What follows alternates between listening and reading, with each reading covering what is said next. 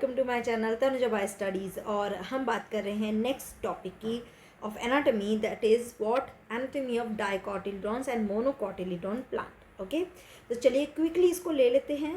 तीनों को इंडिविजुअल पढ़ेंगे, root, stem and leaves. Okay, तो सबसे पहले बात करते हैं डाइकोट रूट के बारे में। ओके, इसको साथ के साथ हम हमें स्ट्रक्चर के साथ ही समझते जाएंगे। तो अगर हम इसकी स्ट्रक्चर देखेंगे, the outer most layer is epiblema. याद रखना, रूट में है ये outer most layer epiblema. Many of the cell of epiblema protrude in the form of unicellular root hair.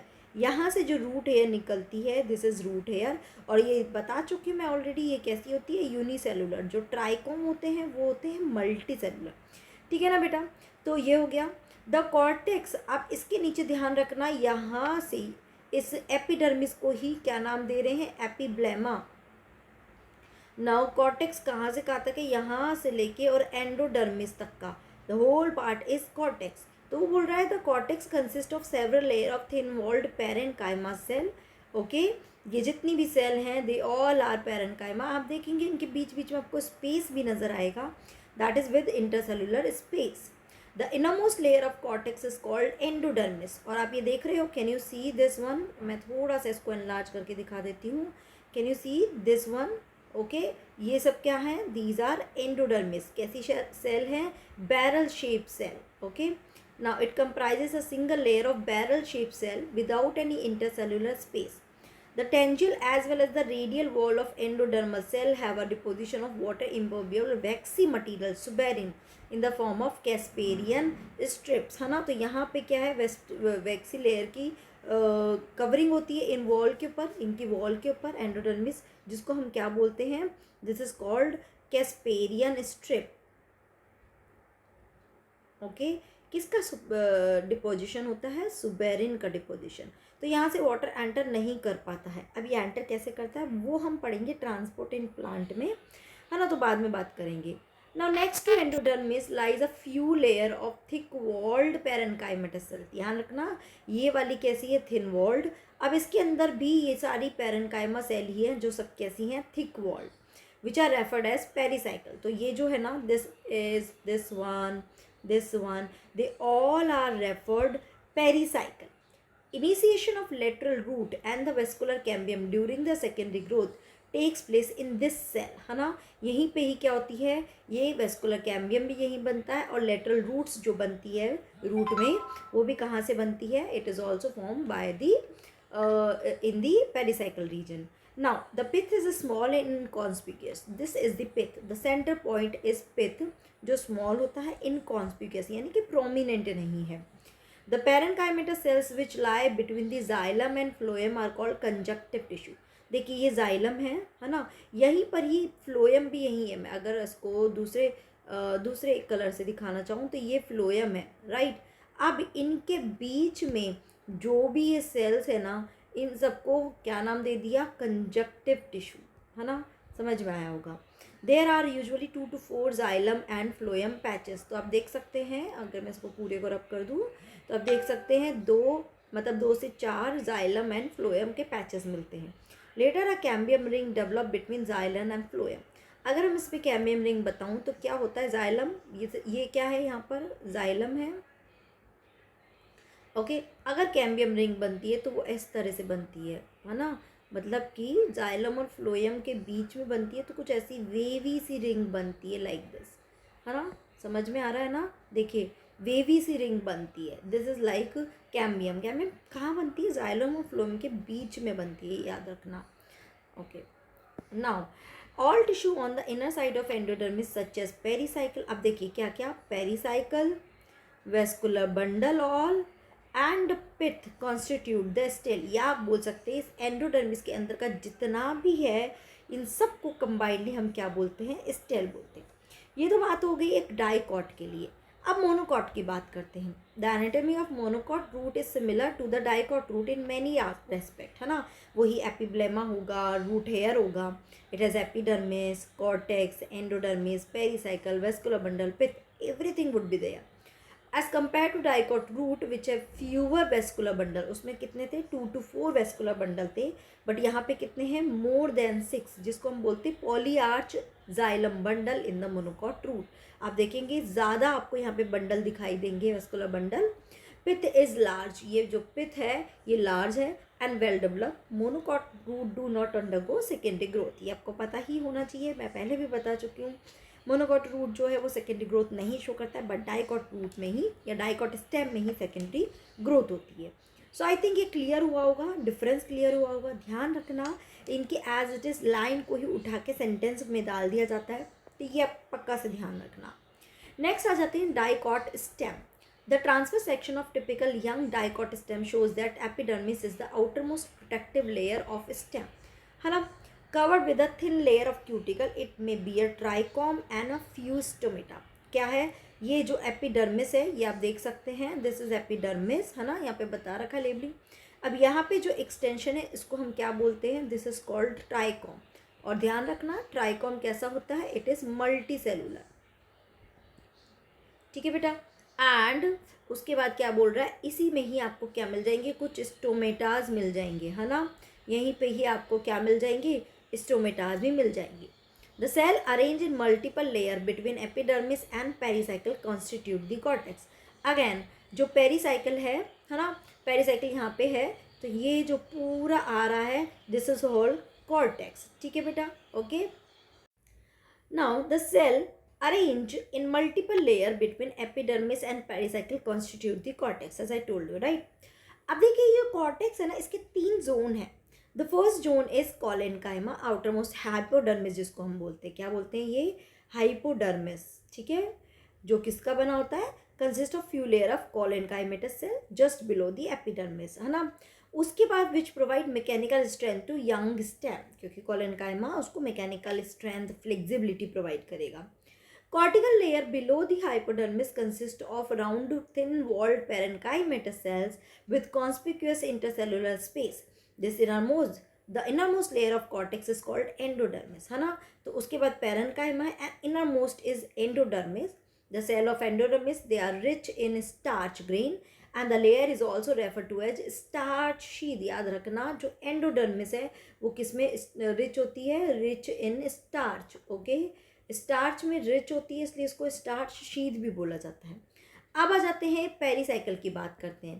तो pericycle is present on the inner layer of endodermis and above the phloem in the form of semi lunar patch of sclerenchyma. देखिए ध्यान दीजिए, ध्यान से आप देखेंगे pericycle, देखिए उसके बाद फ्लोएम आ रहा है, तो फ्लोएम के ऊपर ही पेरिसाइकिल आप देख रहे हैं, सेमी लूनार पैच, है ना, जैसे आधा चंदा होता है, ओके, हाफ मून होता है, सेमी लूनार पैचेस की फॉर्म में होगा।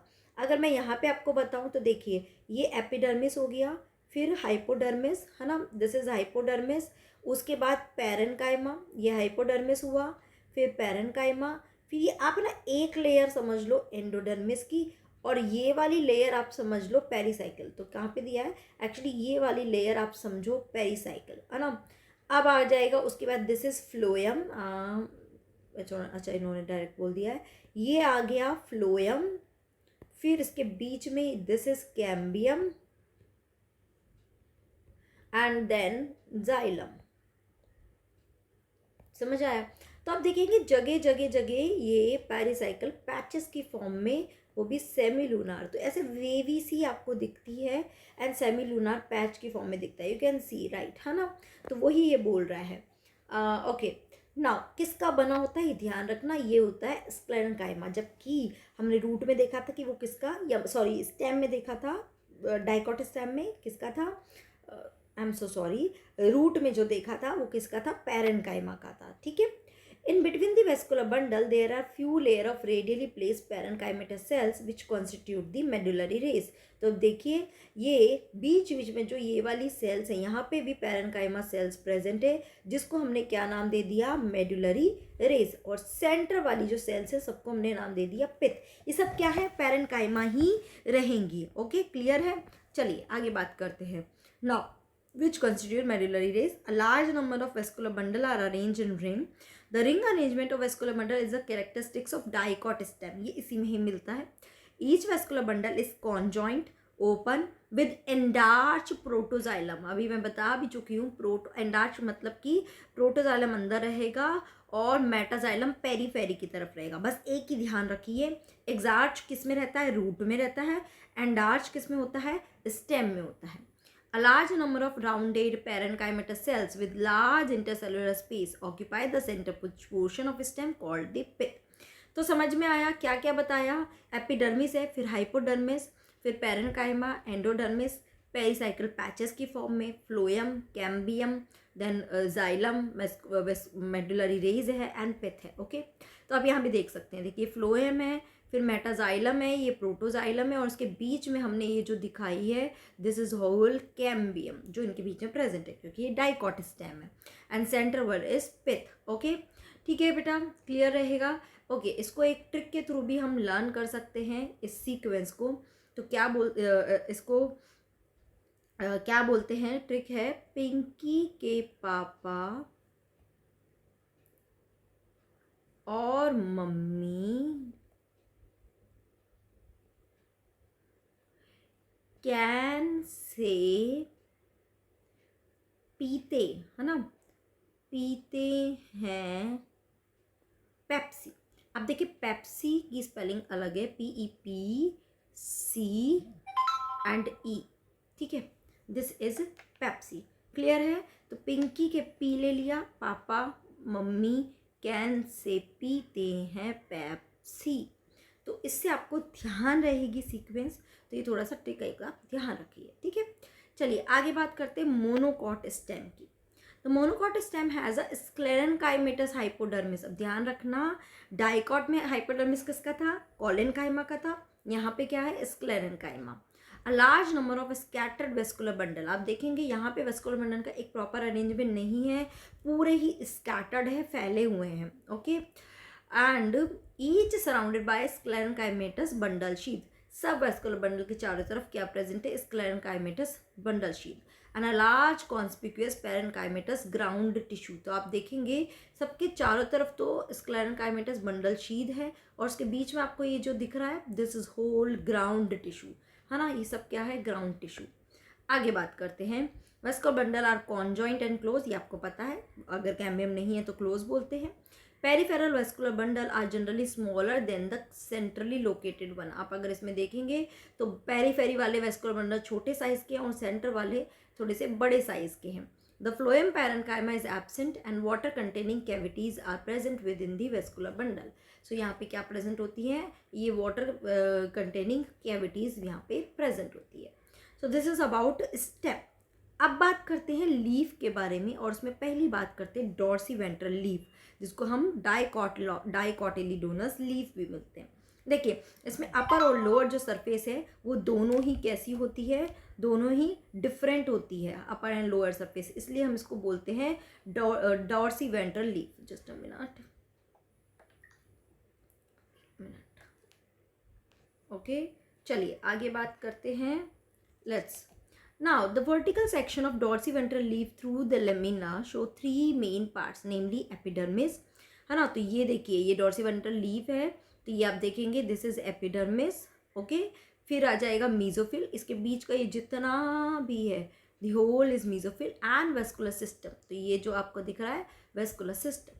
The epidermis which cover both the upper surface, है ना, अपर सरफेस वाली को हम बोलते हैं adaxial epidermis. Okay, and lower को हम बोलते हैं abaxial epidermis. Did you get it? Okay, and of the leaf has a conspicuous cuticle, upper पे क्यूटिकल प्रेजेंट होता है।